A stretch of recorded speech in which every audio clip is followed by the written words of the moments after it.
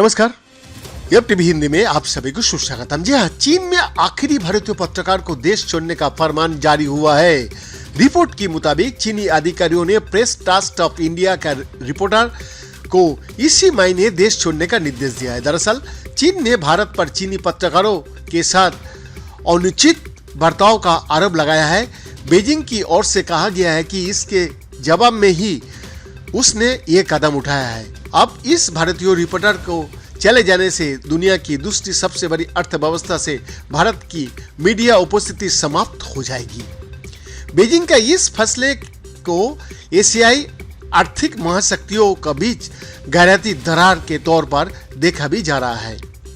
इस साल की शुरुआत में भारत के 4 पत्रकार चीन में मौजूद थे। हिंदुस्तान टाइम का रिपोर्टर ने बीते हफ्ते ही बीजिंग छोड़ा है। वही प्रसार भारती और द हिंदू अखबार का 2 पत्रकारों का वीजा अप्रैल में ही रिन्यू करने से इनकार कर दिया गया था। चीन की विदेश मंत्रालय की ओर से इस मामले पर अभी तक कोई प्रतिक्रिया नहीं आई है।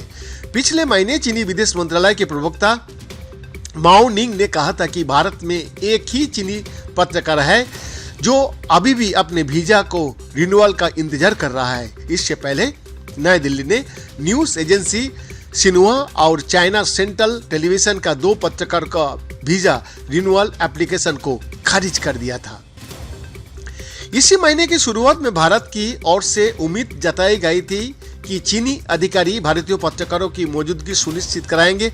विदेश मंत्रालय का प्रवक्ता अरिंदम बख्शी ने कहा था, चीनी सरकार और चीनी पत्रकार समेत सभी विदेशी पत्रकार भारत में रिपोर्टिंग या मीडिया कवरेज में बिना किसी कठिनाई का काम कर रहा है।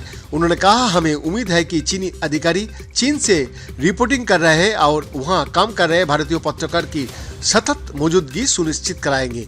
दोनों पक्ष इस मुद्दे पर संपर्क में बना हुआ था। उन्होंने कहा कि चीन में भारतीय पत्रकार कुछ मुश्किलों का साथ काम कर रहा है, जैसे कि उन्हें स्थानीय लोगों को संवाददाता या पत्रकार नियुक्त करने का इजाजत नहीं है। अरिंदम बख्शी ने कहा, जैसा कि आप जानता है, विदेशी मीडिया भारत में अपनी ब्यूरो में काम करने के लिए आजादी से स्थानीय पत्रकारों की नियुक्ति कर सकता है और करता भी है। वही स्थानीय स्तर पर यात्रा करते समय स्थानीय पत्रकारों को भी अनेक पाबंदियों का सामना करना पड़ता है। प्रवक्ता ने कहा कि भारत विदेशी पत्रकारों का समर्थन करता है। उन्होंने कहा, भारतीय पक्ष भारत में विदेशी पत्रकारों का समर्थन करता है और उन्हें सुविधा प्रदान करना चाहता है और कराते भी है।